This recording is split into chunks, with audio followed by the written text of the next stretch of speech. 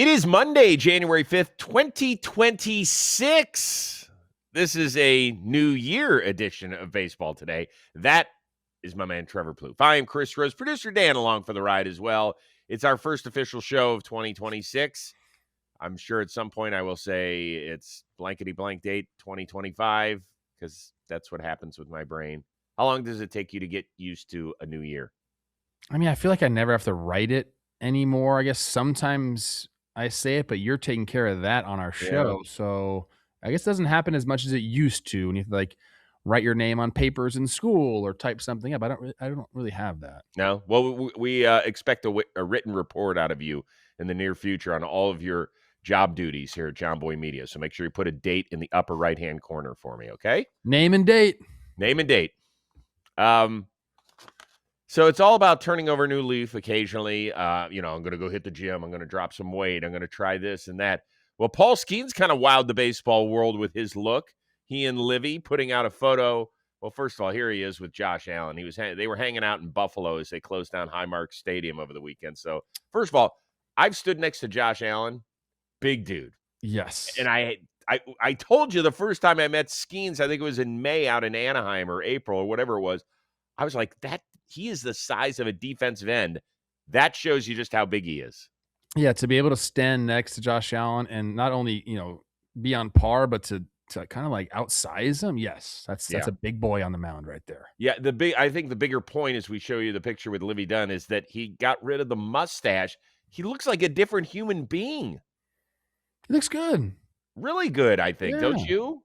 Yeah, I mean, look, he's got it all right now. There's no doubt about it. Talent. It seems like he's in a loving relationship, which you and I, we love love. We've been in loving relationships for a long time. My anniversary is in a week. Oh my God, are you serious? What year is this for me? Hold on. 13. 13. Woo! It's a big year, brother. And you're at 30-ish something? This year will be 29. 29. Mm-hmm. Sheesh, man, look at us. That's good stuff. I love love. I truly love love. Make sure you get a good gift. Get a good gift. Maybe we can do a little. My gosh. You could do a little shopping in our apparel store. She wants something. All right, let's get to it. I'm wearing a Blue Jays hat because the defending American League champions continue to be busy this offseason. They add more pop. They signed Japanese corner infielder Kazuma Okamoto. He was a 6-time All-Star, a 3-time home run king for the Yomiuri Giants. How much does this signing intrigue you? I mean, I like it a ton for the Blue Jays, and they've had, arguably the best offseason of anybody in all of baseball. So, when you look at kind of like Okamoto's profile, he fits exactly what the Blue Jays are looking for, a guy that can play a couple different positions. I want to see, more out of that. Whether he can fit at third, is he like what's the end position going to be? I don't think that matters because they're getting him for his bat. There's been a lot of reports that he's not a power guy, but like he's hit for power in the NPB, and I'm looking at his swing and I'm liking it a ton. He's also contact oriented, which fits their model. So I think it just all makes sense for the Blue Jays, and they continue to add to this roster that was 1 out away from winning a World Series. I just think they've done an exceptional job this offseason identifying talent, going out and getting the guys that they want early in the season. I still haven't heard of like the reason for Shane Bieber opting into that 1-year deal. So they've done a phenomenal job. And, are there going to be some growing pains for Okamoto? Like probably, but I think by the end of the year, we're going to be seeing like a middle of the lineup bat for them. And they went out, and again, I think the AAV is there, but approachable, and I think they have money to spend anyway, so that really doesn't matter to them. I like it a lot, Chris. Yeah, it's reportedly a 4-year deal worth $60 million. 6 straight seasons of at least 30 homers. He maxed out at 41 a couple of years ago, so he does have pop over there. We'll see how it translates here. Gold Glove winner at 2 spots, both at first, and he won a couple, I believe, at third. We know he's not going to be playing first unless they give Vlad a DH day and they're like, hey, go cross the diamond. To me, I think the most intriguing part of this is what does it exactly mean in terms of Bo Bichette, right? Does this slam the door shut? It's got to, because now they're going to move Clement, for you would imagine. I don't think it does. I don't think Clement blocks Bichette. Well, then what do you do with Ernie Clement? I think he's a utility type player. And We saw him in the postseason, like, absolutely crush the ball. I don't think his regular season was as good as that. I'm an Ernie Clement truther, I truly am. I just don't Mhm. think you get out of the Bo Bichette, or another thought I had on Talking Baseball earlier, the Alex Bregman sweepstakes. You don't think they're out? I don't think they're out. Why would you be? Well, we're putting up this for people that are audio only. Right now, we've got the lineup up. We've got Springer, Varsho. You got Springer at DH, first of all, which is probably where he'll land. Although Okay. with Santander, he's not a great outfielder. Good arm, but zero range. And we know how much that they appreciate good defense up there in Toronto. So he's Springer, Varsho, Vlad, Santander at the 4 spot. He was a non-factor last season because of injury, and then he came back, and then they took him off the playoff roster. Kirk, Barger in right, where he's got that lethal weapon attached to his shoulder. Okamoto hitting 7th, Clement at 2nd, and Jimenez at short. That's the lineup we've got. If you bring Bichette back here, you can't turn Ernie Clement from a guy who had the most hits in a single postseason into a bench type. Let's move him around the infield. How many times would he start a week in this lineup? Yes, you can. Yes, you can. Like, I don't agree with it. okay. You don't think Bo Bichette's a better hitter than Ernie Clement? Love me He's some a Ernie he's a Clement. significantly better one. Okay, so then what But are we you're talking about here? but what would you do? So you're just gonna keep it, you're gonna put him in case of, emergency, break No, I this think glass and bring out Ernie Clement? there are ways to get him in a lineup. Does somebody learn how to go play outfield that hasn't played outfield lately? Well, Does Ernie Clement move out to left field for a little bit? Like, there's ways to get him in the lineup. I guess, but that's the other part about Okamoto. He did play a handful of games in the outfield, and it sounds like he could go out there, but he's much more suited, it sounds like, for corner infield spots. Hey, give me your percentage that Alex Bregman goes to Toronto. I feel like nobody's talked about that, Yeah? but doesn't he fit everything they're trying to do and Well, I more? wanna get you know what? I wanna get to that right after this Okay. because we're talking about New Year's, big goals, there's no time to cook. Factor actually makes it easy with fully prepared meals designed by dietitians and crafted by chefs, so you can eat well without shopping or even cooking. Now, Factor uses quality, functional ingredients, including lean proteins, colorful veggies, whole food ingredients, and healthy fats. There's no refined sugars, there's no artificial sweeteners, there's no refined seed oils. They have meals that fit your goals and your schedule, whether that means healthier eating, calorie management, more protein, or anything else you need. We have Factor in our John Boy Media offices. They are the best thing for those busy days when we don't have a lot of time but still want something to power us through the day. So all you have to do is head on over to factormeals.com/today50off. Use that code today, the number 50OFF. You're going to get half off your first Factor box plus free breakfast for 1 year. The offer is only valid for new Factor customers with a code qualifying auto-renewing subscription purchase. Make healthier eating easy with Factor. You'll be looking better throughout the new year as well. Now, I wanted to put you on pause there because our next topic is about Alex Bregman. The Jays reportedly in on Bregman, but there's also an additional report that the free agent could be headed back to Boston. Buster Olney, our buddy from ESPN, says the Red Sox have made an aggressive offer to bring Breggy back to Beantown. You'll remember last year he signed a 3-year, $120 million offer with an opt-out after the first, so he opted out of the last 2 years of that deal. In your opinion, I was going to ask you, does it feel like a sure thing that he's headed back to Fenway Park? You make it sound like no at all. Well, I think he's gonna have options, Chris. I don't think this is gonna be his, one and only large contract that he gets offered, and reportedly offered. So I think he'll be able to make the decision for himself. Where does he see himself for the next 5 to 6 years playing ball? Where does he want to be? We talked about a little bit about, hey, does he want to be in Arizona near his home? Is that something he's interested in? Because again, it's not just what makes the most baseball sense. At this point in his career, it's what makes the most life sense. He's got 2 young kids. It's part of the decision. I think a lot of times we just think of where does he fit, what roster would he make the best, that he should go there. Like, that's just not how it works. So Boston's obviously there. The Diamondbacks could still be there. And then I started to like romanticize about the Blue Jays a little bit, like the I don't want to call them the new kids on the block, but surely they've bust onto the scene after last year. And I think a lot of people are looking like, hey, Toronto's a fun city. Hey, they got an owner that wants to spend. They got a hell of a roster. They just were 1 out away from winning the World Series. Like Bregman fits everything that Toronto needs. And Mhm. I think it automatically makes them the favorites in the AL if they're not already that to start. Like that'd be a big time move. And if they're reportedly still in on Tucker and or Bichette, you're obviously in on Bregman as well. So I'm kind of into it. So I mean guaranteed going back to Boston, I don't see that at all. Obviously it's a possibility though. Yeah, I don't think you can say guaranteed either, because I do expect still teams to be interested in a guy that is a leader in the clubhouse, that can still swing it, that can pick it at third, that is a proven winner, that when the lights come on in the postseason, he doesn't shy away from it at all. He's really one of the better, more interesting players that we've had in that time. Um, I think he fits best in Boston. They Okay. need right-handed. He's not a power bat, but a guy that can knock it out of the yard and put it off of the green monster. And I thought they were going to go get Pete Alonso, and then that didn't happen. I mean, the Red Sox need to do something. It's not good enough to just say, "Well, we're going to let our young kids grow up, and that'll be enough." They had a great year a season ago, even though they dodged some major injuries. They've done some nice work to their pitching staff, adding a couple of guys that I think are going to help out their rotation.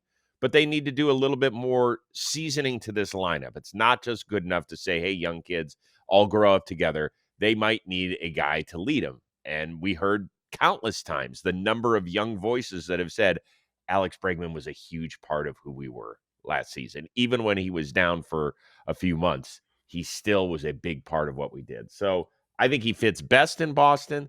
I am intrigued by the Toronto stuff because I think that if they bring back or they bring in Bregman or bring back Bichette, I think a major trade would be happening. There's too many guys that are everyday ball players on that team that other squads would covet. I don't know, Chris.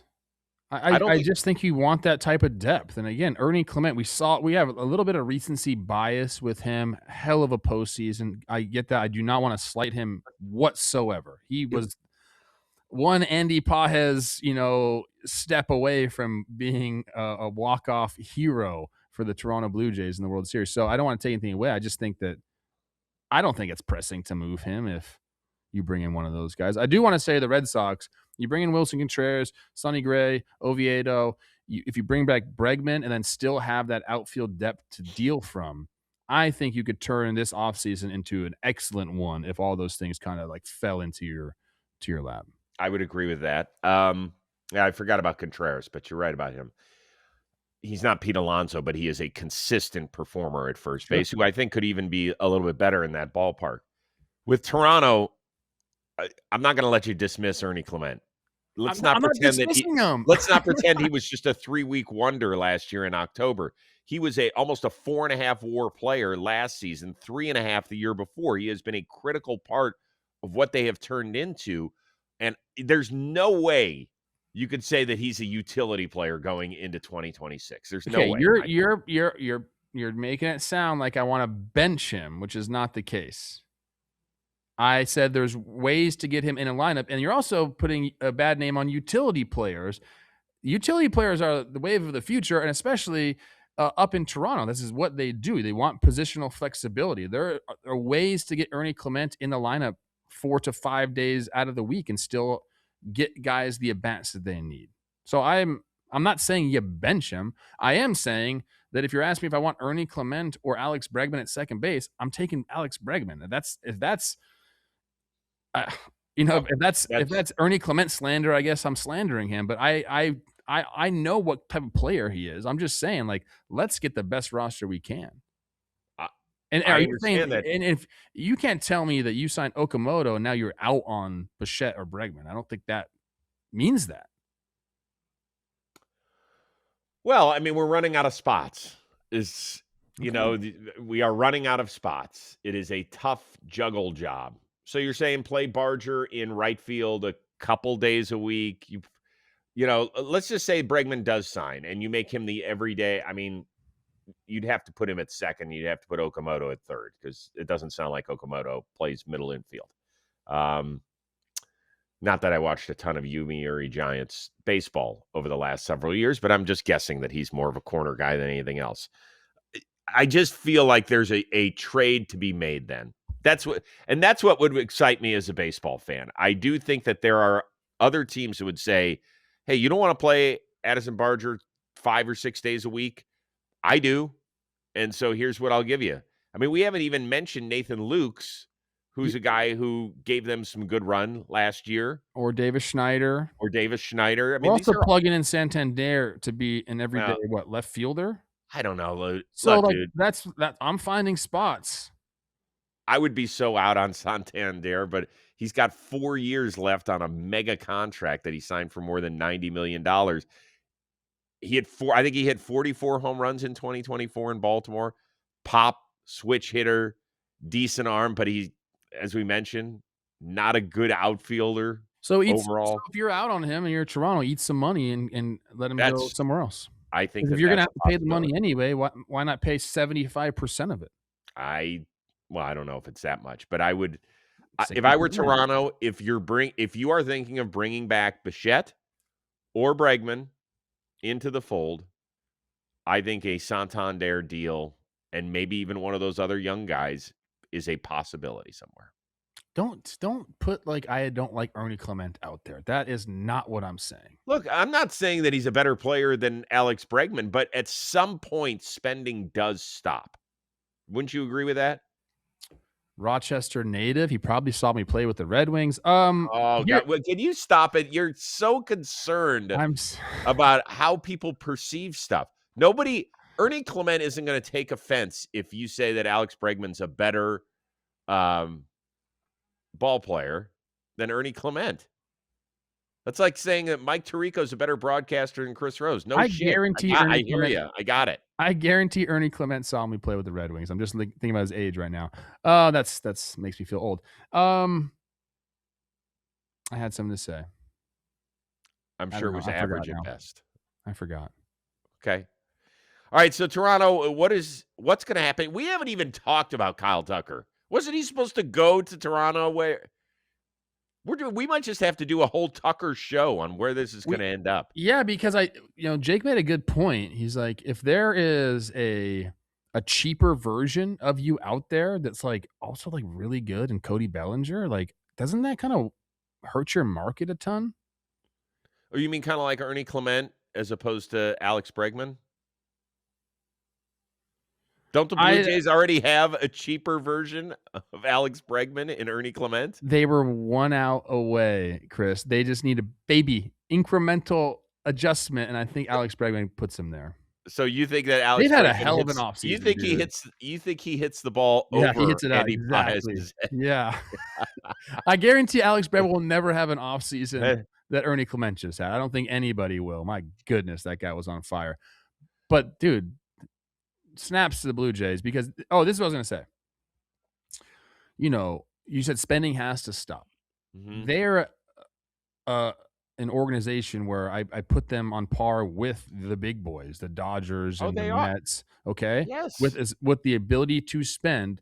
And another reason why I think it might not stop is because now all of a sudden they're cool. And what do people want in this world more than anything? Cool shit. Especially when you have billions of dollars, you just want to be cool. It's hard to buy cool. Okay? So now your Right. team is now cool in Canada.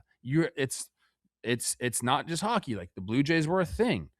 Okay, more so than they've been since 2015 when they had Joey Bats and Josh Donaldson. I think you strike. I think you strike when the iron's hot. Well, but they're doing that I know, exactly. but I don't think it's like, well, let's cool down now. I don't think so, man. No, but you do have to think about how you're building a They were trying to team. get Shohei.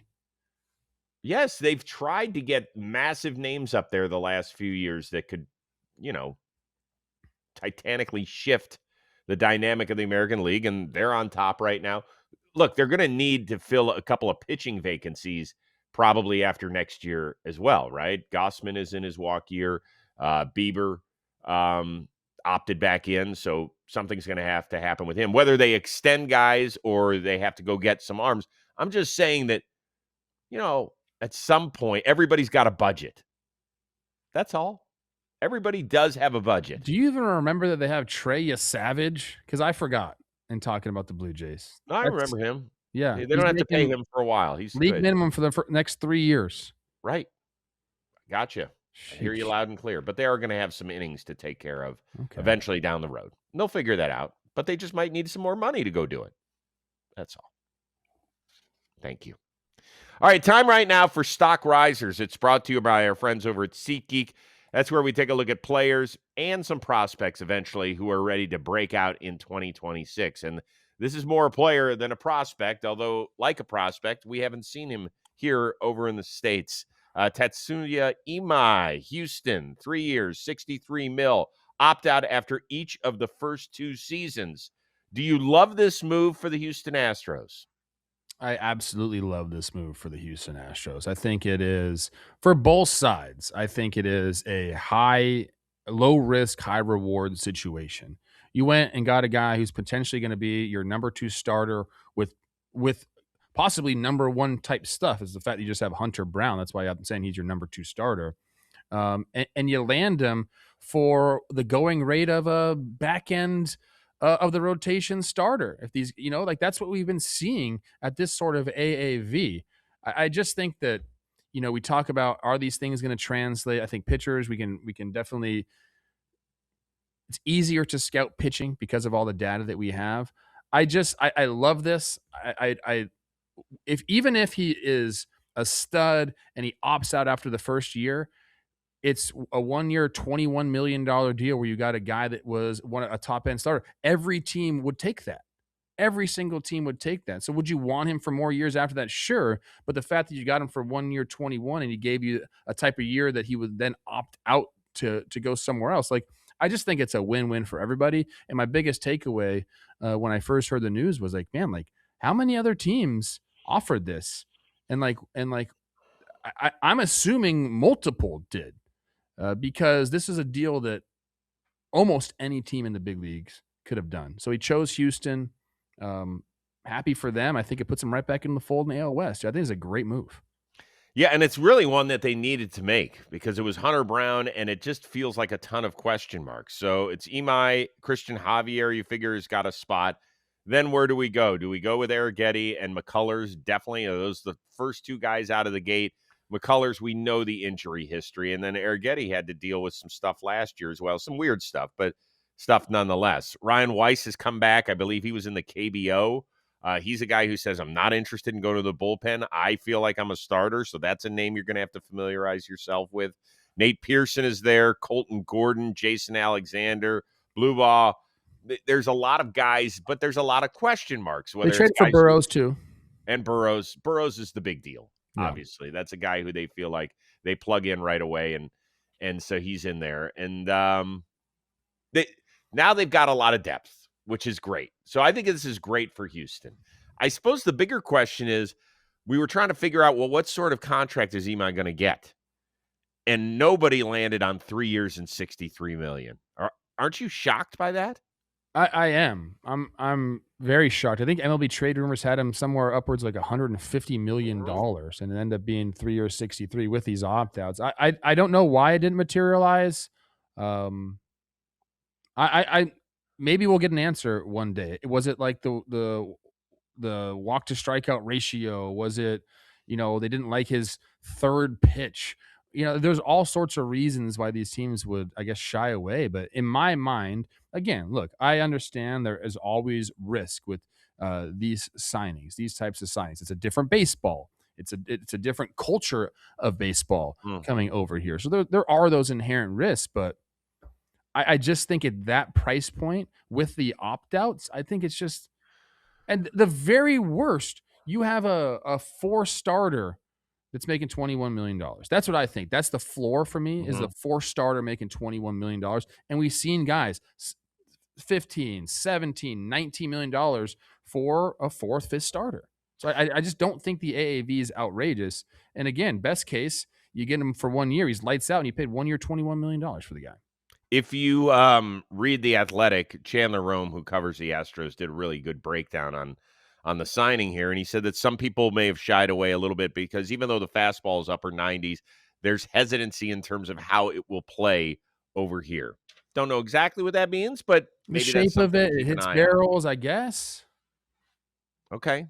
Um, the other thing with it is, did you notice that he hits certain incentives at some fascinating marks? It's not like 150 innings.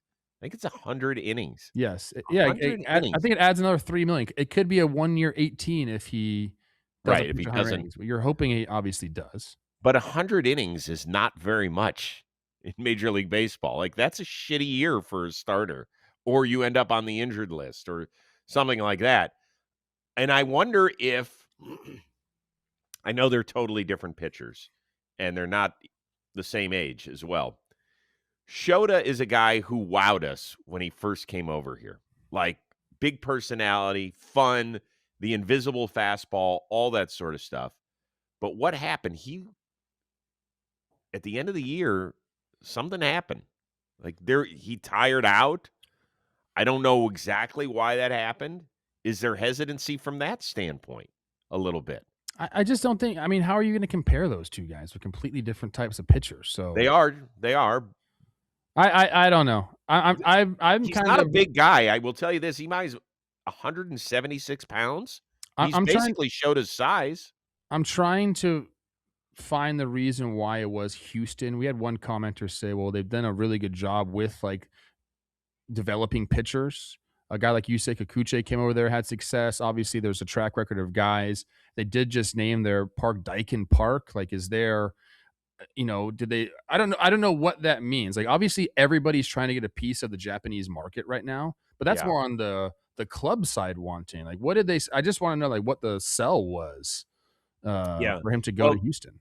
so the Kikuchi, and Houston fans can correct me if I'm wrong here, but I think Imai is the first Japanese player signed to a free agent deal from Japan. They have had other Japanese ball players on that team, but players that have already played here in the States, and they ended up there, whether it was via trade or free agency. But this is the first direct from Japan to Major League Baseball. The other thing is, I did a little research on Houston in terms of Japanese Me population. too. I know what it is. Extremely low, like one of the lowest Yeah. percentages in the country. It's like 3,000 people. And, look, we know that this guy is built a little different because he was asked on that podcast about joining Shohei and Roki and Yamamoto in LA, and he goes, "Listen, I would rather go beat those guys." It sounded a little tongue in cheek. There was obviously a little bit of a translation issue there, but I don't think the guy minds having big balls and going somewhere else and finding shit out on his own. Like, we have to remember that when Japanese ball players come over here, it can be very, very isolating. Yes. Like, you can be the only Japanese ball player. It's you and your translator, and that's kind of it, unless you have a huge personality like a Shota, who actually did have Seiya Suzuki on the team anyway already.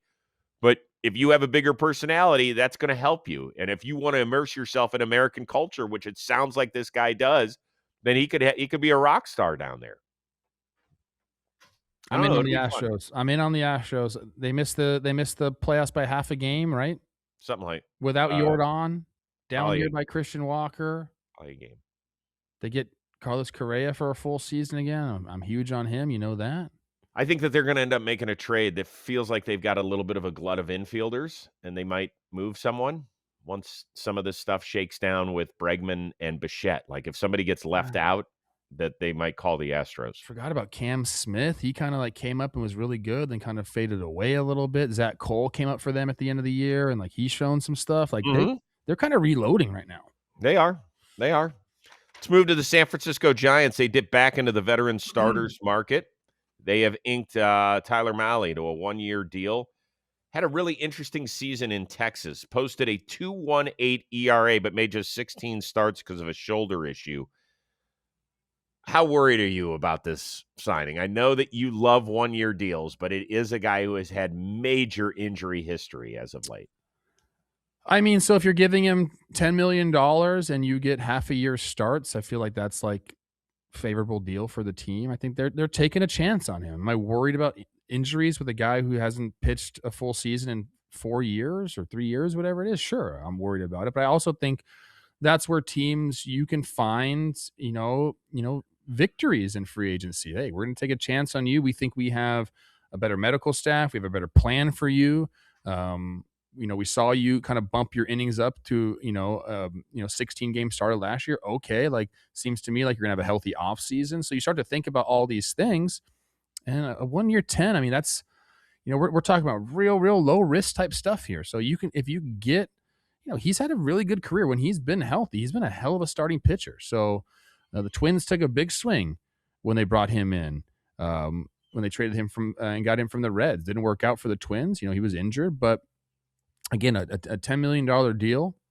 I think it's very, very low risk for very, very high reward. I'm into it. The Giants are still, we just talked about them on Talking Baseball. Like, they seem like they have their offense already, but it didn't really perform last year. So, Right. like, is it just like, hey, we're hoping for it to be better this year? But they've started to add a little bit of rotational depth. They went out and have signed some guys to the bullpen, which they need to continue to do. They're in a interesting spot, but I like this deal for them. Yeah, I want Buster Posey to kind of step a little bit more on the accelerator. I know, but Adrian what Hauser, can they do? they can improve their offense.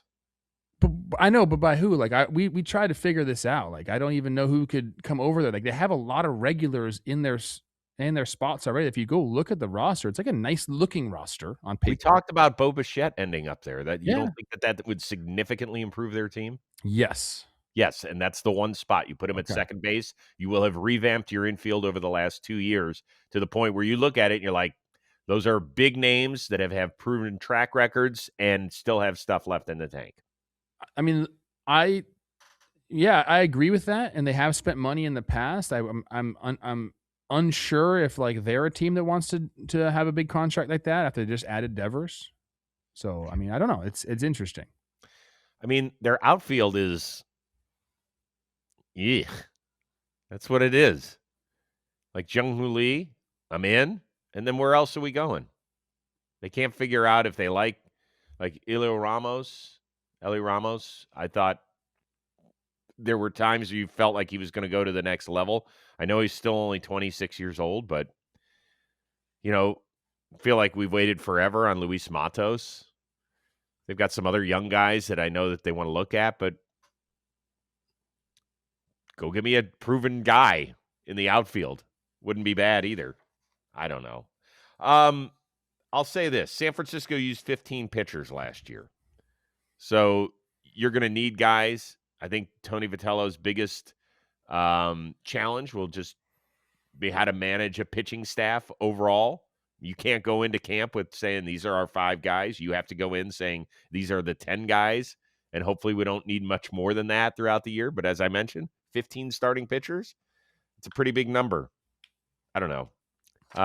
I hope that Mahle stays healthy because I've always felt that he's kind of a talented guy without like blow me away sort of stuff. Sure. He's kind of a fun, crafty pitcher. Problem is he has thrown more than 130 innings only once in a season. And that was 4 years ago. Well, now 5 years ago, 2021. 180 innings that year. All right, last thing before we get out of here. The Yankees reportedly sniffing around on a couple of starting pitchers. The Athletic links them to Miami's Edward Cabrera and Milwaukee's Freddie Peralta. Percentage chance that either of those guys is pitching their home games in the Bronx next year. For the Yankees' sake, I hope it's a decent percentage. I hate percentages. I'll throw out a 50%. How about that? That's got to piss you off. Why? That's fine. 50% is a good number.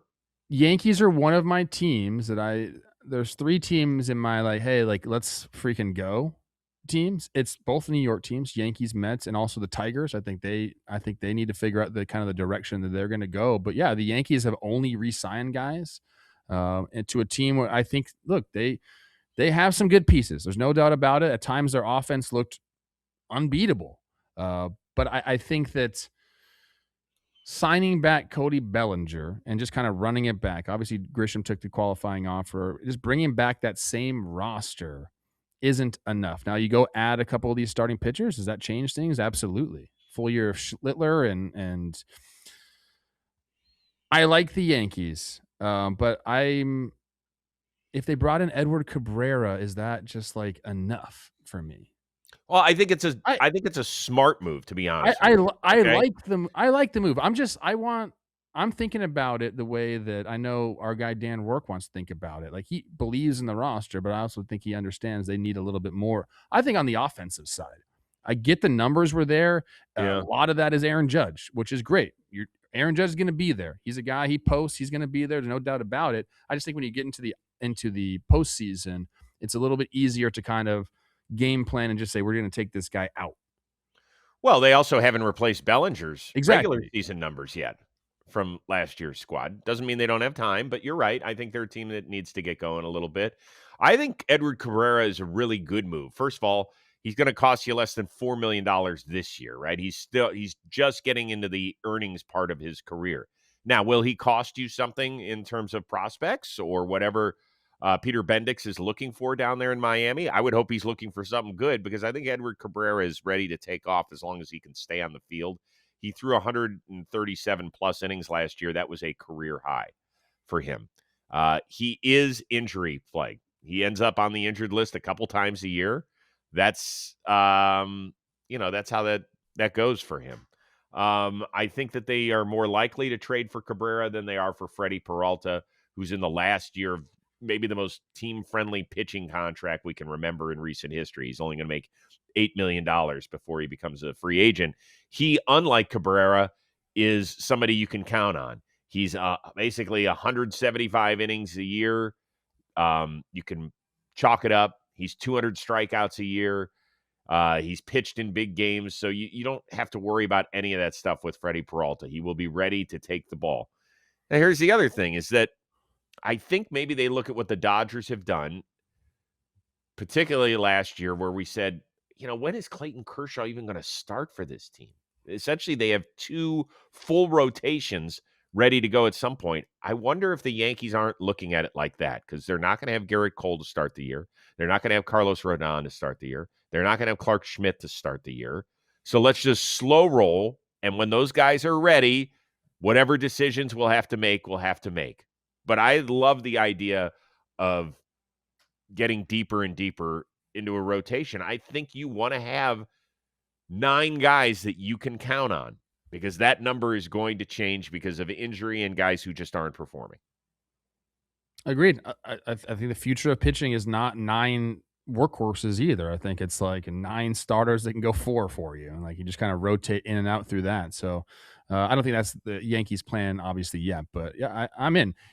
Look, if you're the Yankees and you're seeing what the Blue Jays have done this offseason, you're seeing what the Orioles have done this offseason, and I just mentioned the Red Sox could really move into that A offseason grade if they get a Bregman deal done, and you're kind of just re-signing guys. I don't think that sits well with the fan base whatsoever.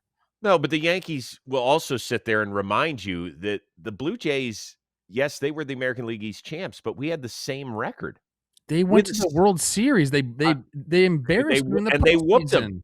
They whooped them, and they took it to Fried and Rodon in that 5-game series.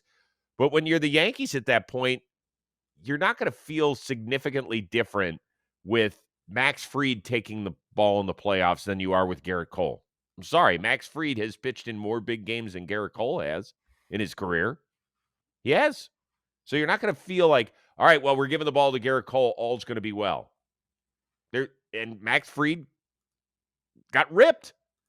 He just wasn't good against Toronto Blue Jays. It happens.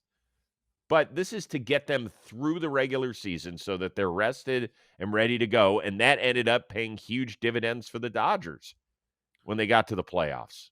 All these guys were ready to go. I'm like revisiting some of the games. So much happened in this postseason. What an It incredible was great. postseason we had. It was a great postseason. Blue Jays just raked. Yeah. They just raked Yeah. 10 runs first game, 13 runs second game, 6 runs in the loss, and then put up 5 in that game 4. Yeah, they killed him. Dude, They killed him. sheesh. All right, so we want everybody to kind of hit the reset button on the new year. What do you want? What's the one thing you want your team to do? One, like, we've got a month to go before spring training. It's right here. Then we got the World Baseball Classic. Yeah. Where are we starting the season? We're starting it somewhere overseas, aren't we? Are we doing that or no? We are? Like the Major League Baseball? Yeah, where does it start? I forgot. We're gonna do that with the WBC? Oh, Yanks Giants on Netflix? That's But the opening night? it can't be somewhere because they're doing WBC, Yeah, aren't they? it can't be. You're right. Yeah. Not this year. Wow. March 25th on Netflix. Yanks Giants. In New York, Dan? Is that in New York? Oh, it's in San Francisco. Okay. Logan Webb against Max Fried, probably. All right, that'll be fun. I with Bo 4th Bichette playing place in the second base for AL one East. of Go those teams. Yanks. That'd be funny. That'd be funny. All right, so let us know where you are. Your headspace as we're basically like 5 weeks from the start of spring training. We're going to get going. Cannot believe that. Woo! NFL playoffs start next weekend. Plouffe trying to decide whether or not he should fly private to Carolina. How are we doing with that decision? It won't be flying private. So it's interesting. I might. It's the problem is you can't do it in one day going to the East Coast. It's a problem. It's not easy. Yeah, maybe we No. need to get the John Boy Media jet on Yeah. speed dial. Yeah, we got that, don't we? Well, I think so. I think it's somewhere on layaway. I think Jake's been flying around the country. That would make a lot of sense. All right, we will see you later in the week. We don't know exactly what day it'll. At latest it'll be Friday. But if something big breaks, then we're going to be back here. That's how we roll at this time of year. So for our one-of-a-kind producer, Dan Rourke, the uber-talented Trevor Plouffe, I am Chris Rose. We will see you later this week on another off-season edition of Baseball Today.